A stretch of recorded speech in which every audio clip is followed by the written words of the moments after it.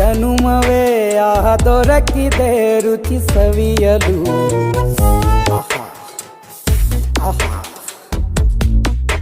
ಈ ಜಗವಿದೆ ನವರಸಗಳ ಉಣಬಡಿಸಲು. ಬಿಸಿ ಬಿಸಿ ಇದೆ ಬಿಸಿ ಬಿಸಿ ಇದೆ ನಳಪಾಕ ದಿನ ದಿನ ನೂತನ. ಈ ಬಿಸಿಯುವ ನಮಸ್ಕಾರ ಕರುನಾಡು, ನಾನು ನಿಮ್ಮ ಕನ್ನಡತಿ ಹರ್ಷಿತಾ ಎಡೂರು. ಇವತ್ತು ನಾನು ವಿಶೇಷವಾದಂತಹ ದೃಶ್ಯದೊಂದಿಗೆ ನಿಮ್ಮ ಮುಂದೆ ಬಂದಿದ್ದೀನಿ.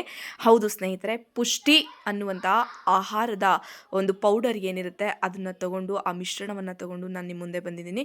ನಿಮಗೆಲ್ಲ ಗೊತ್ತೇ ಇರುತ್ತೆ, ಸರ್ಕಾರಿ ಸೌಲಭ್ಯಗಳನ್ನು ನಾವು ತಾತ್ಸಾರ ಮಾಡ್ತೀವಿ. ಇವಾಗ ಎಲ್ಲ ಅಂಗನವಾಡಿಗಳಲ್ಲೂ ಕೂಡ ಪುಷ್ಟಿ ಅನ್ನುವಂಥ ಆಹಾರವನ್ನು ತಾಯಿ ಮತ್ತು ಮಗುವಿಗೆ ಕೊಡ್ತಾ ಇದ್ದಾರೆ. ಇದರಿಂದ ಉದ್ದೇಶ ಇಷ್ಟೇ, ನಮ್ಮ ದೇಶ ಆರೋಗ್ಯವಂತ ದೇಶವಾಗಿರಬೇಕು, ನಮ್ಮ ನಾಡು ಸುಭಿಕ್ಷವಾಗಿರಬೇಕು ಅಂತ ಹೇಳಿ.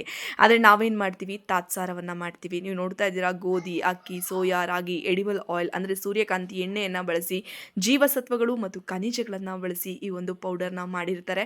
ಇಷ್ಟೆಲ್ಲ ಕೊಡುತ್ತೆ ನಮ್ಮ ರಾಜ್ಯ ಸರ್ಕಾರ, ನಾವು ಅದನ್ನು ಉಪಯೋಗ ಪಡಿಸ್ಕೊತಾ ಇಲ್ಲ. ಯಾಕೆ ಈ ಮಾತನ್ನು ಹೇಳ್ತಾ ಇದ್ದೀನಿ ಅಂದರೆ, ಈ ಎಲ್ಲ ಆಹಾರ ಪದಾರ್ಥಗಳು ನನಗಾಗಿ ಬಂದಿದ್ದಲ್ಲ, ನಮ್ಮ ಮನೆ ಪಕ್ಕದ ಮನೆಯವ್ರಿಗೆ ಕೊಟ್ಟಂಥದ್ದು. ಅವರು ಅದನ್ನು ಸದುಪಯೋಗವನ್ನು ಪಡಿಸ್ಕೊತಿರ್ಲಿಲ್ಲ. ಅದರ ಸದುಪಯೋಗವನ್ನು ನಾನು ಮತ್ತು ನನ್ನ ಮಕ್ಕಳು ಪಡಿಸ್ಕೊಳ್ಳೋಣ ಅಂತ ಒಂದೊಮ್ಮೆ ಉಪಯೋಗಿಸಿ ನೋಡೋಣ ಅಂತ ಹೇಳ್ಬಿಟ್ಟು ನಾನು ತಗೊಂಡೆ ಈ ಬಾರಿ. ನೀವು ನೋಡ್ತಾ ಇರ್ಬೋದು, ಇದರಲ್ಲಿ ವಿಶೇಷವಾಗಿ ನಮ್ಮಮ್ಮ ಇವತ್ತು ತಿಂಡಿನ ತಯಾರಿಸಿದ್ರು. ಅದರೊಳಗಡೆ ಪೌಡ್ರು ತರಿಯಾಗಿ ಎಲ್ಲ ಕಾಳು ಪುಡಿಗಳು ತುಂಬ ಚೆನ್ನಾಗಿರುತ್ತೆ. ಅದನ್ನು ನಾವು ನೆನೆಸಿ, ನೀರಲ್ಲಿ ಹಾಕಿ ನೆನೆಸಿ, ಅದಕ್ಕೆ ಸ್ವಲ್ಪ ಮಸಾಲ ಪದಾರ್ಥಗಳನ್ನು ಮಿಕ್ಸ್ ಮಾಡಿ, ಈರುಳ್ಳಿ, ಕರಿಬೇವಿನ ಸೊಪ್ಪು, ಶುಂಠಿ, ಬೆಳ್ಳುಳ್ಳಿ ಇವೆಲ್ಲವನ್ನು ಹಾಕಿ ಈ ಒಂದು ಹದಕ್ಕೆ ನಾವು ಹಿಟ್ಟನ್ನು ತಯಾರಿಸ್ಕೊಂಡು ದೋಸೆಯನ್ನು ರೆಡಿ ಮಾಡ್ಬೋದು ಅಂತ ಹೇಳ್ಬಿಟ್ಟು ನಮ್ಮಮ್ಮ ನಮಗಿವತ್ತು ತೋರಿಸ್ಕೊಟ್ರು. ಹಾಗೆ ಸ್ನೇಹಿತರೆ, ಇದನ್ನು ಬಳಸುವಂತಹ ಪದ್ಧತಿ ಬಂದು ಬಿಸಿ ನೀರು ಅಥವಾ ಬಿಸಿ ಹಾಲಿನಲ್ಲಿ ಮಿಶ್ರಣ ಮಾಡಿ ಉಂಡೆ ಮಾಡ್ಕೊಂಡು ತಿನ್ನುವಂಥದ್ದು. ಅದು ನಾವೆಲ್ಲರೂ ಕೂಡ ಮಾಡೇ ಮಾಡ್ತೀವಿ. ವಿಶೇಷವಾಗಿ ಏನಾದ್ರು ತಯಾರು ಮಾಡಬೇಕು ಅನ್ನೋ ಉದ್ದೇಶದಿಂದ ಈ ದೋಸೆಯನ್ನು ನಾವಿವತ್ತು ಮಾಡಿದ್ದೀವಿ. ಹಸಿದಾಗ ಅನ್ನ, ದಣಿದಾಗ ನೀರು ಕೊಡತಿದ್ದ ಮೇಲೆ ನೋಡ್ತಾ ಇದ್ದೀರಾ ಸ್ನೇಹಿತರೆ, ನಾವು ಪುಷ್ಟಿ ಮಿಶ್ರಣವನ್ನು ಈ ರೀತಿಯಾಗಿ ದೋಸೆ ಹಿಟ್ಟಿನ ಹದಕ್ಕಿಂತ ಸ್ವಲ್ಪ ತೆಳುವಾಗಿ ಕಲಿಸ್ಕೊಂಡು, ಅದಕ್ಕೆ ಮಸಾಲೆ ಪದಾರ್ಥಗಳಾದಂತಹ ಉಪ್ಪು, ಈರುಳ್ಳಿ, ಮೆಣಸಿನ್ಕಾಯಿ, ಶುಂಠಿ, ಕರಿಬೇವು, ಸಾಂಬಾರು ಸೊಪ್ಪು ಎಲ್ಲವನ್ನು ಹಾಕ್ಕೊಂಡು, ನಮ್ಗೆ ಏನೇನೆಲ್ಲ ಬೇಕು ಎಲ್ಲವನ್ನು ಹಾಕ್ಕೊಂಡು ಈ ರೀತಿಯಾಗಿ ದೋಸೆ ಬರಬೇಕು ಅಂತ ಹೇಳಿದ್ರೆ ಈ ರೀತಿ ಮಾಡಬೇಕು. ನೋಡೋಣ ಬನ್ನಿ.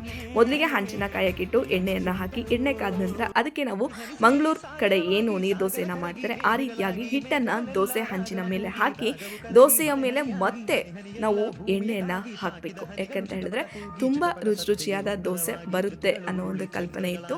ಕಲ್ಪನೆ ಮಾತ್ರ ಅಲ್ಲ, ಆ ಕಲ್ಪನೆ ಕೂಡ ನಿಜ ಆಯಿತು. ನೀವು ನೋಡ್ತಾ ಇದ್ದೀರಾ, ವೃತ್ತಾಕಾರದಲ್ಲಿ ಅಷ್ಟು ಅಚ್ಚುಕಟ್ಟಾಗಿ ಎಲ್ಲ ಕಲ್ಲರ್ನ ಮಿಶ್ರಿತವಾಗಿ ತುಂಬ ನಮ್ಮ ಕಣ್ಣಿಗೆ ಸೊಗಸಾಗಿ, ನಮ್ಮ ದೇಹಕ್ಕೂ ಕೂಡ ತುಂಬ ಆರೋಗ್ಯಕರವಾದಂತಹ, ರುಚಿಕರವಾದಂತಹ ಆಹಾರವನ್ನು ತಯಾರು ಮಾಡಿದಂತಹ ಒಂದು ಹೆಮ್ಮೆ ನನ್ನ ತಾಯಿಗೆ ಇವತ್ತಿದೆ ಅಂತಲೇ ಹೇಳ್ಬೋದು. ನೀವು ನೋಡ್ತಾ ಇದ್ದೀರಾ, ನಮ್ಮಮ್ಮ ತಟ್ಟೆಗೆ ಅದನ್ನು ಸರ್ವ್ ಮಾಡಿದ್ರು. ಅದ್ರ ಮೇಲೆ ಬೆಣ್ಣೆಯನ್ನು ಹಾಕಿ ನಾನು ನನ್ನ ಮಕ್ಕಳಿಗೂ ಕೂಡ ಕೊಟ್ಟೆ. ಸ್ನೇಹಿತರೆ, ನಾನಿವತ್ತು ಈ ಒಂದು ದೃಶ್ಯವನ್ನು ಮಾಡಿದಂತಹ ಉದ್ದೇಶ ಇದಾಗಿತ್ತು.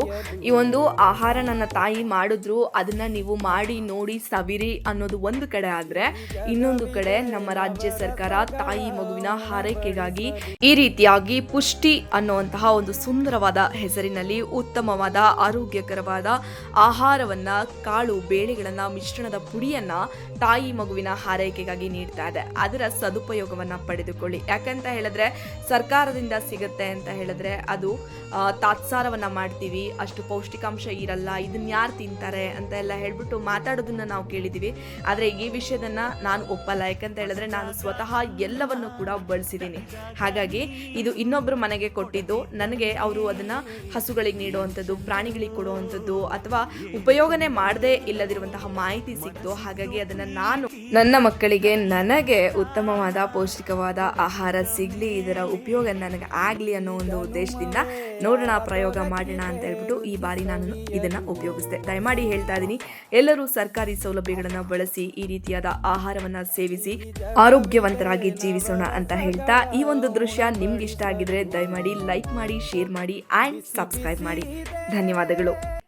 ಹಸಿದಾಗ ಅನ್ನ, ದಣಿದಾಗ ನೀರು ಕೊಡತಿದ್ದ ಮೇಲೆ ಏನ್ ಚಂದವೋ